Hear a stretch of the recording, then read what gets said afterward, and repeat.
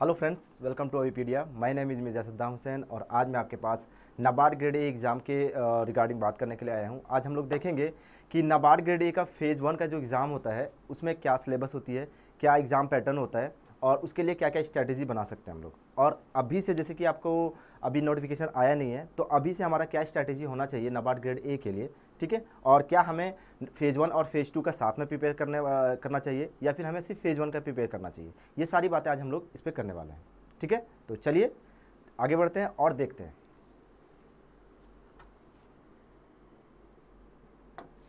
आगे बढ़ने से पहले मैं आपको बता दूं कि इस साल जो नाबार्ड ग्रेड ए का 2021 का रिजल्ट आया है उसमें हमारे 40+ सिलेक्शंस हुए हैं और ये उनके रिजल्ट्स हैं।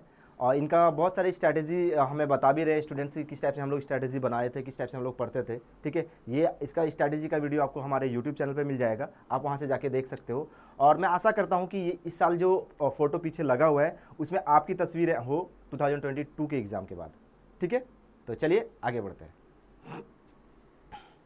सबसे पहले अगर हम लोग किसी एग्ज़ाम के बारे में जानना चाहते हैं कि फ़ेज़ 1 में एग्ज़ाम में क्या पैटर्न होता है, पैटर्न जैसे कि एग्ज़ाम पैटर्न क्या है, सिलेबस क्या है, उससे पहले हम लोग नाबार्ड ग्रेड ए का एग्ज़ाम जो फेज़ ऑफ एग्जामिनेशन है उसके बारे में जान लेते हैं, ठीक है। सबसे पहले मैं बता दूं आपको कि 3 फेज़ में ये एग्ज़ाम होता है। सबसे पहला एग्ज़ाम जो होता है वो प्रिलिमिनरी होता है, दूसरा मेंस होता है और तीसरा आपका इंटरव्यू होता है। जो प्रीलिम्स होता है इसमें वो क्वालिफाइंग होता है, ठीक है। अब ये क्वालिफाइंग का मतलब आपको समझना पड़ेगा, बहुत ज़रूरी बात है। ये क्वालिफाइंग मतलब क्या है, जैसे कि यहाँ पे आपको मैं बता दूं कि जो नाबार्ड एग्ज़ाम जो स्टूडेंट होते हैं, जो प्रिपेयर करते हैं, वो बहुत सारे स्टूडेंट होते हैं जो यूपीएससी का भी प्रिपरेशन करते हैं। अब वहाँ पे जो सीसेट होता है वो क्वालिफाइंग बोला जाता है क्योंकि वो क्वालिफाइंग है। और यहाँ पे भी आपको, जब यहाँ पे आप देख सकते हो कि क्वालिफाइंग सेक्शन, ठीक है, प्रीलिम्स जो है वो क्वालिफाइंग सेक्शन है।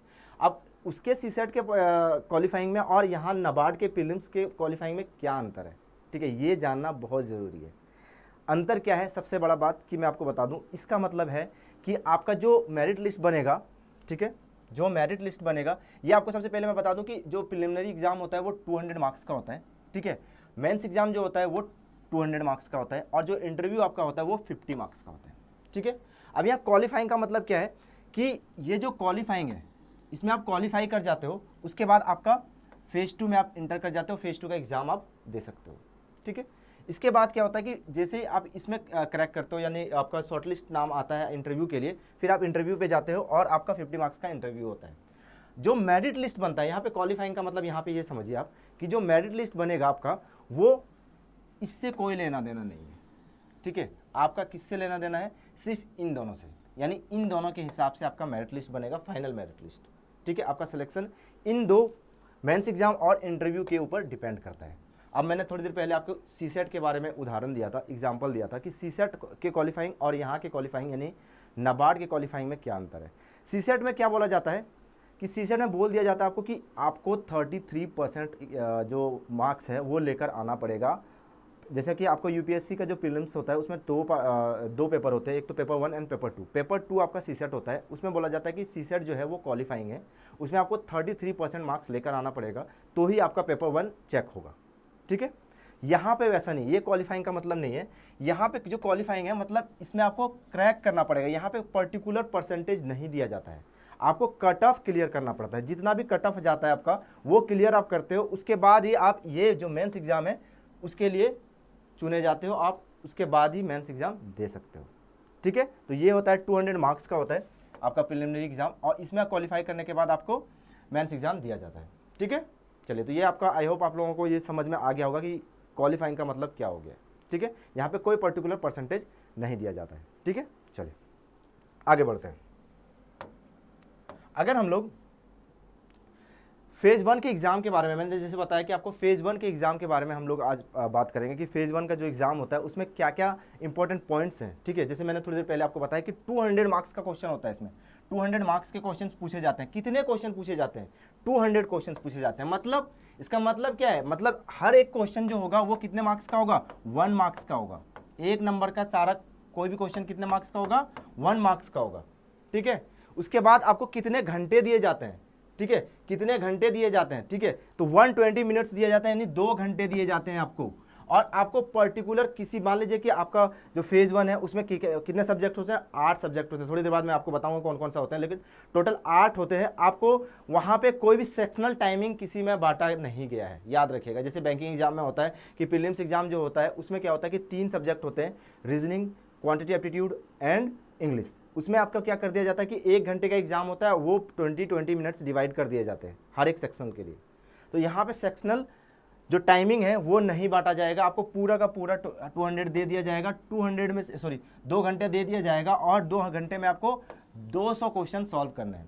अब आपको डिसाइड करना है कि किस एग्जाम के लिए, मतलब किस सेक्शन में आपको कितना टाइम देना है, ठीक है, ये आपको डिसाइड करना है, ठीक है। यही स्ट्रैटेजी होती है। अब यहाँ पे आप देखिए कि अब अगर हम लोग नेगेटिव मार्किंग की बात करें तो नेगेटिव मार्किंग यहाँ पे 1/4 है, यानी एक क्वेश्चन अगर आप गलत करोगे तो 0.25 जो मार्क्स है आपका वो माइनस हो जाएगा, ठीक है। तो आपको तुक्का नहीं लगाना है, तुक्का लगाया जाता है, मैं आपको बाद में एग्जाम के आधे के टाइम में बताऊंगा, जब एग्जाम आपके 10 दिन पहले मैं आपको बताऊंगा कि तुक्का कैसे लगाना है, ठीक है।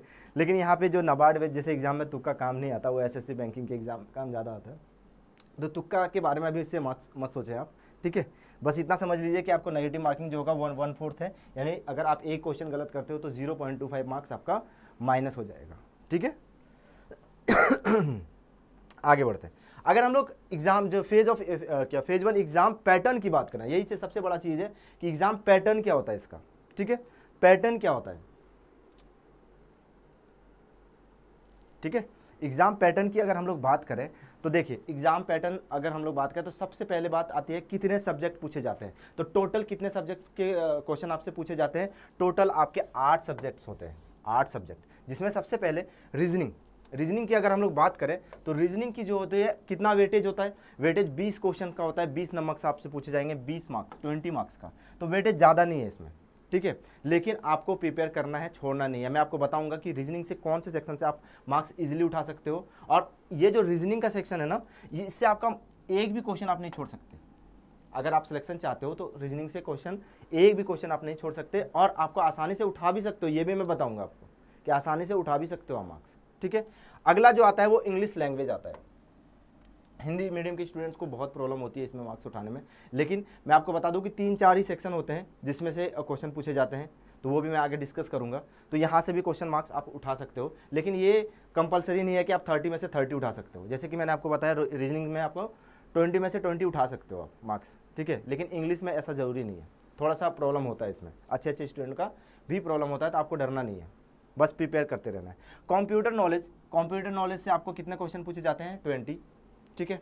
इसमें भी आप कितना भी जोर लगा लो पूरे मार्क्स नहीं उठा पाओगे, तो जितना होता है आपको पढ़ के जाना है। मैं आपको बताऊंगा कि क्या क्या पढ़ के जाना है, क्या क्या किस सेक्शन से क्वेश्चन पूछा जाता है, वो सारे बातें हम लोग करेंगे, ठीक है। चलिए आगे बढ़ते हैं।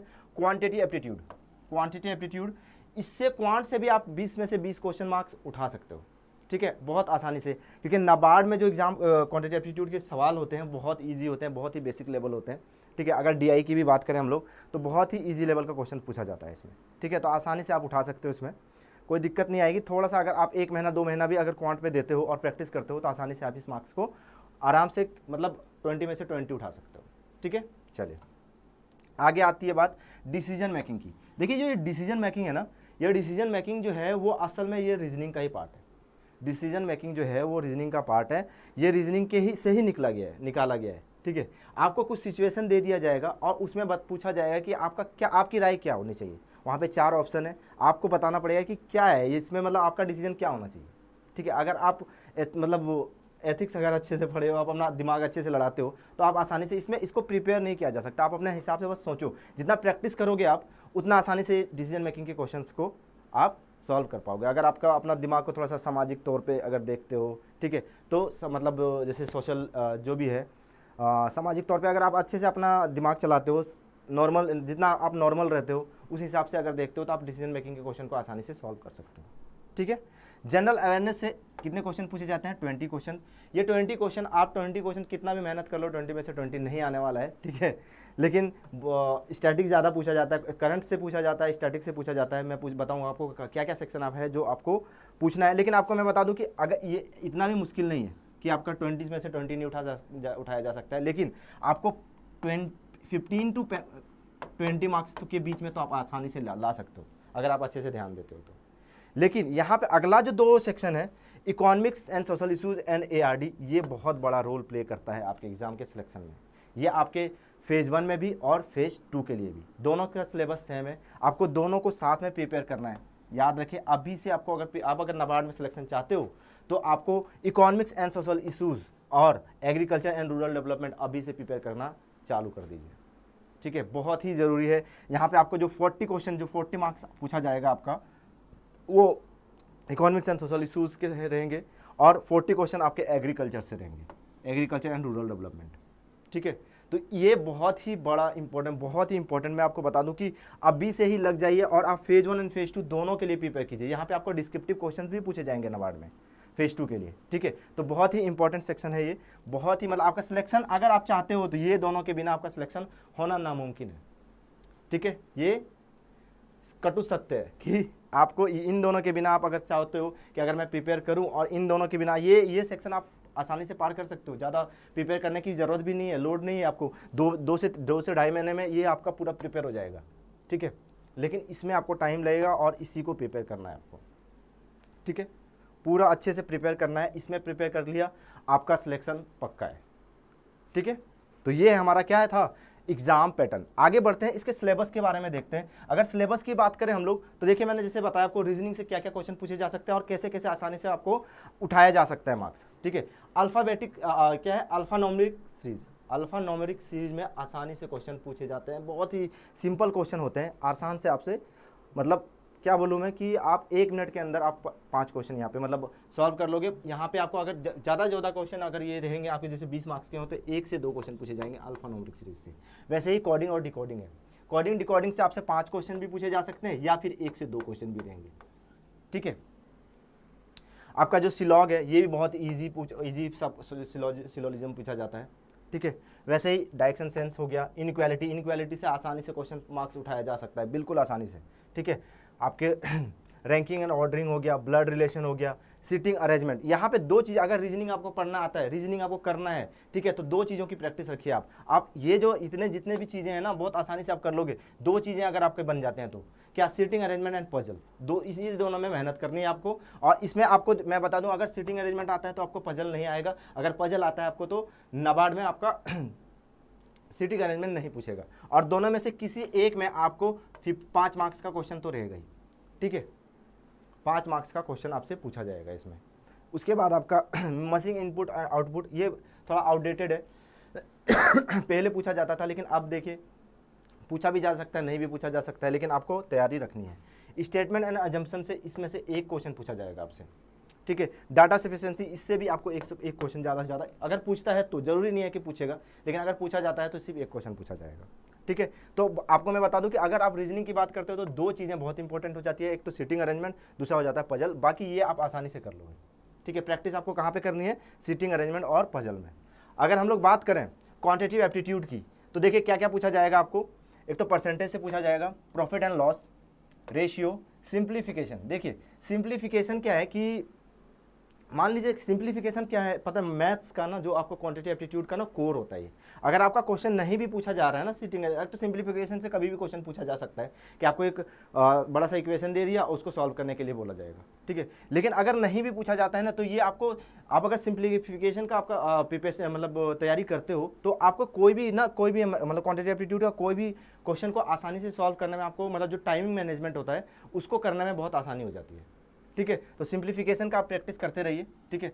उसके बाद ये सब जो आपका परसेंटेज हो गया, प्रॉफिट एंड लॉस हो गया, रेशियो एंड प्रोपोर्शन हो गया, आपका सिंपल एंड कंपाउंड इंटरेस्ट हो गया, टाइम एंड वर्क हो गया, ये इनसे आपको 1 क्वेश्चन, ज़्यादा से ज़्यादा 1 क्वेश्चन ही पूछे जाएंगे, ठीक है।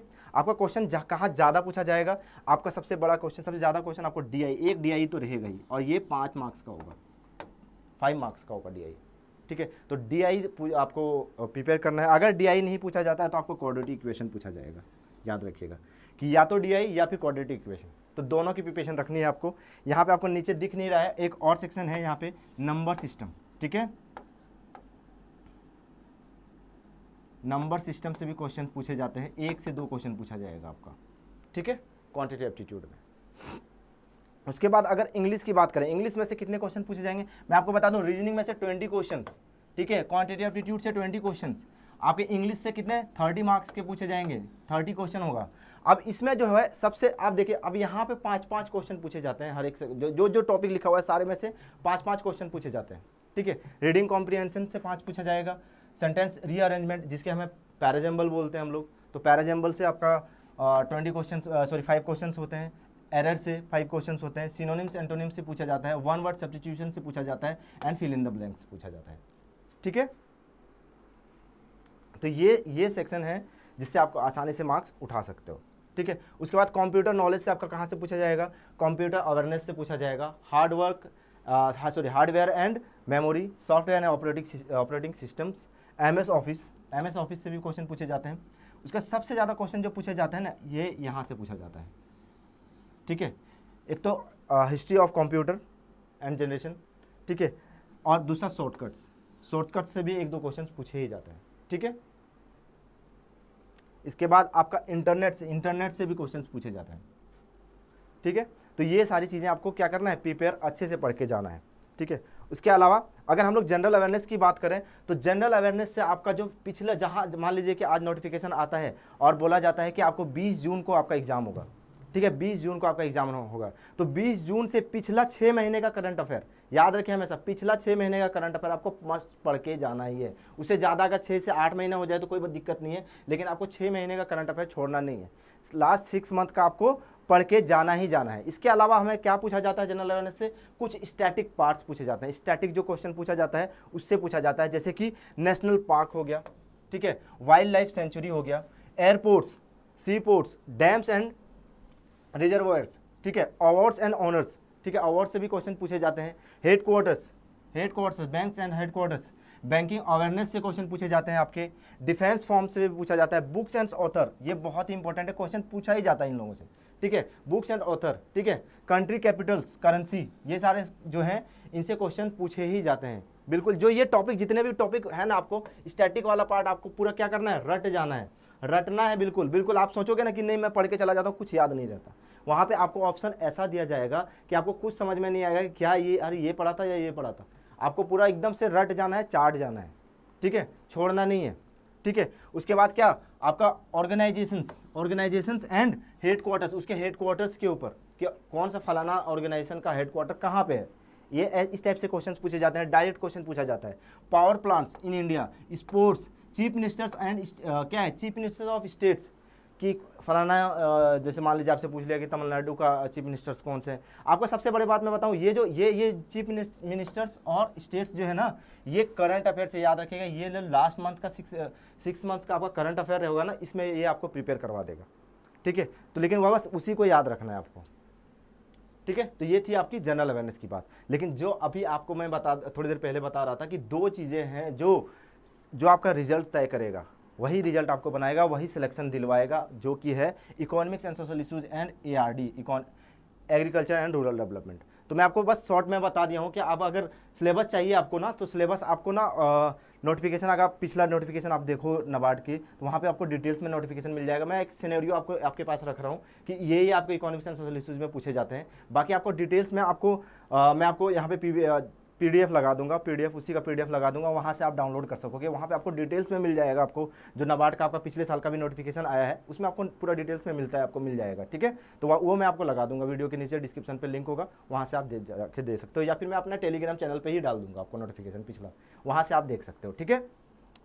चलिए देखते हैं, थोड़ा सा मैं आपको सिनेरियो दे देता हूँ कि क्या क्या पूछा जाता है, किस सेक्शन से आपको क्वेश्चंस रहेंगे आपके इकोनॉमिक्स एंड सोशल इश्यूज में, ठीक है। तो सबसे पहला nature of Indian economy, inflation, उसके बाद पॉवर्टी से क्वेश्चन पूछा जाता है, ठीक है। उसके बाद पॉपुलेशन ट्रेंड से क्वेश्चन पूछा जाता है, एग्रीकल्चर। अब यहाँ पे देखिए एग्रीकल्चर एक तो ARD अलग से है और यहाँ पे भी एग्रीकल्चर आपको दिया गया है, तो यहाँ पे क्या पूछा जाएगा, देखिए वो एग्रीकल्चर जो आपको ARD है ना, एग्रीकल्चर एंड रूरल डेवलपमेंट, वो बहुत ही कोर लेवल का जाता है। यहाँ पे आपको स्कीम्स पूछे जाएंगे एग्रीकल्चर से कि एग्रीकल्चर का क्या क्या स्कीम है इकोनॉमिक्स से रिलेटेड, ठीक है, कि एग्रीकल्चर को बढ़ावा देने के लिए हम लोगों ने, सरकार ने क्या क्या स्कीम्स निकाला है, ये सारी चीज़ें यहाँ पे पूछी जाएंगी, ठीक है। उसके बाद क्या होगा, industry, rural banking and financial institutions, globalisation of economic, social structure in India, social justice, social movement, ये भी इंपॉर्टेंट सेक्शन है, लेकिन 1-2 क्वेश्चन पूछे जाते हैं, ज़्यादा नहीं, लेकिन आपको पढ़ना है, ठीक है। Indian political systems, human development, current economic, ये चीज़ें बाद में आपको, जैसे हम लोग तो फ्री में ही करवा देंगे आपको, ठीक है।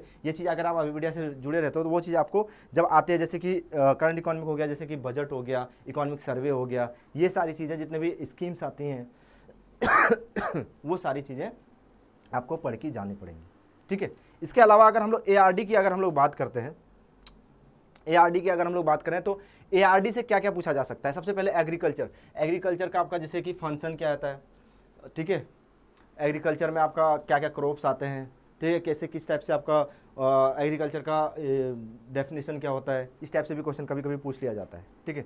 उसके बाद क्या होता है आपका soil erosion and water conservation, ठीक है। वाटर रिसोर्स से क्वेश्चन पूछा जाएगा आपका, फार्म्स एंड एग्री इंजीनियरिंग से, उसके बाद आपका प्लांटेशन से, ठीक है। हॉर्टिकल्चर से बहुत क्वेश्चन पूछा जाता है, ठीक है। साहिद सर ने एग्रीकल्चर आपको पढ़ाना है, ठीक है। हम तो प्रोनाउंसिएशन भी अच्छे से नहीं कर पा रहे हैं, लेकिन मैं बता दूं आपको कि साहिद सर ने बहुत ही अच्छे से आपका जो हमारा ARD है वो पढ़ाया उन्होंने, ठीक है। मैं तो ARD का टीचर भी नहीं हूँ भाई, ठीक है। तो आपको मैं बता दूं कि साहिद सर का आप क्लास देखिए, आपको यूट्यूब में भी क्लास देखिएगा आप साहिद सर का, तो आपको लगेगा कि हाँ मैं कहीं से ARD पढ़ रहा हूँ, ठीक है। आपको पूरा कोर लेवल से, बेसिक लेवल से आपको पता है कि एक बात मैं बता दूं कि ज़्यादातर लोग ना ARD नहीं पढ़े होते हैं, एग्रीकल्चर नहीं पढ़े होते हैं, ठीक है। आप जब पढ़ोगे ना, साहिद सर ने ऐसा बताया है कि भाई एकदम से बेसिक लेवल से लेकर जाके आपको जो हायर लेवल तक है कि क्या होता है, पूरा सिस्टम किस टाइप से एग्रीकल्चर का चलता है, वो सारी चीज़ें बताया गया है, ठीक है। तो आप अच्छे से जाइए, हमारे यूट्यूब चैनल पे भी दिख जाएगा आपको उनका वीडियो,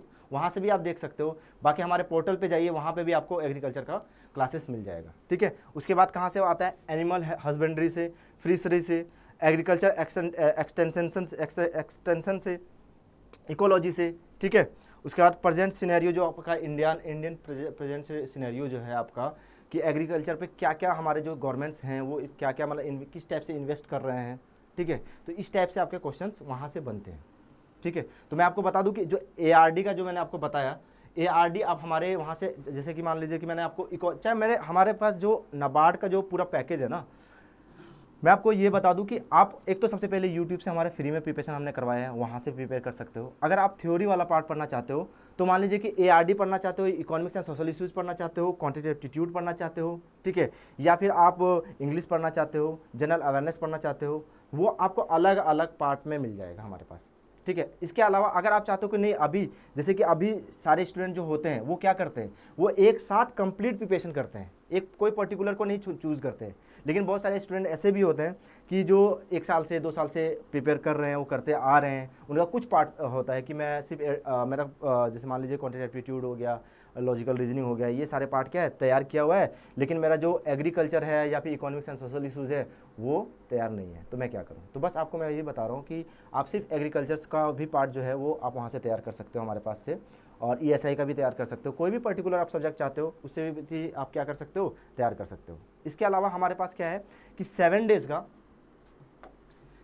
का हमारा कंप्लीट कोर्स का जो 7 डेज़ का ट्रायल चल रहा है, आप जाइए वहाँ पे, हमारे पोर्टल पे मैं डिस्क्रिप्शन पे लिंक भी दे दूंगा आपको। वहाँ पे क्या होगा कि आप 7 डेज़ का जो हमारा कंप्लीट कोर्स है उसमें जाके 7 डेज़ ट्रायल ले सकते हो, कि 7 दिन का आपका ट्रायल ले सकते हो। अगर आपको अच्छा लगता है तो फिर आप आगे देखिएगा कि हाँ अच्छा लग रहा है मुझे तो मैं ले लिया, अगर आपको नहीं अच्छा लगता तो आप छोड़ दीजिए, कोई बात नहीं है बस। लेकिन आप ट्राई कीजिए, आपको पढ़िए, आप देखिए कि क्या हम लोगों ने ARD किस टाइप से पढ़ाया है, इकोनॉमिक्स एंड सोशल इशूज़ किस टाइप से पढ़ाया है, क्वांटिटी एप्टीट्यूड्स का किस लेवल से आपको दिया जा रहा है, ठीक है, कहाँ से आपको शुरू करना है। आपको चलो आप सेल्फ स्टडी करो, कोई ज़रूरत नहीं आपको, मान लीजिए आपको लगता है कि नहीं मुझे नहीं करना है, मतलब कोई कहीं इन पैसे नहीं देना है, मुझे कोई कोर्स नहीं परचेज करना है, आप 7 दिन तक जाके पढ़ो, उसको पढ़ो और उसमें देखो, कम से कम आपको ये तो फ़ायदा हो जाएगा कि कहाँ से किस लेवल से आपको शुरुआत करनी है, ठीक है। मान लीजिए कि आपको अगर क्वांटिटी एप्टीट्यूड शुरुआत करनी है तो कहाँ से पढ़ना है, ARD पढ़ना है, कहाँ से किस लेवल से पढ़ना है और कहाँ तक जाना है, ये तो आप देख सकते हो जाके।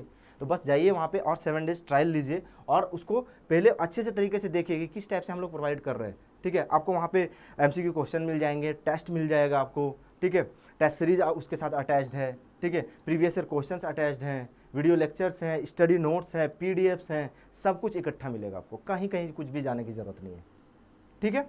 तो आज के लिए इतना ही रखते हैं और मैं मिलता हूँ आपके साथ अगले साल। अगर कोई भी दिक्कत हो, अगर मान लीजिए आपको 7 डे ट्रायल लेने में कोई दिक्कत आ रही है, कुछ भी आ रहा है, तो आपको क्या करना है, मुझे कॉल करना है, डायरेक्ट मुझसे बात होगी। मैं आपको बता दूं कि मैं अभी पीडिया का मेंटोर हूँ, ठीक है, रेगुलेटरी बॉडीज़ का। तो आपको डायरेक्ट मुझसे बात होगी किस नंबर पे, 783-777-3645। 51। ठीक है, कोई भी प्रॉब्लम होती है आप मुझे डायरेक्ट कॉल करो, ठीक है, इस नंबर पे।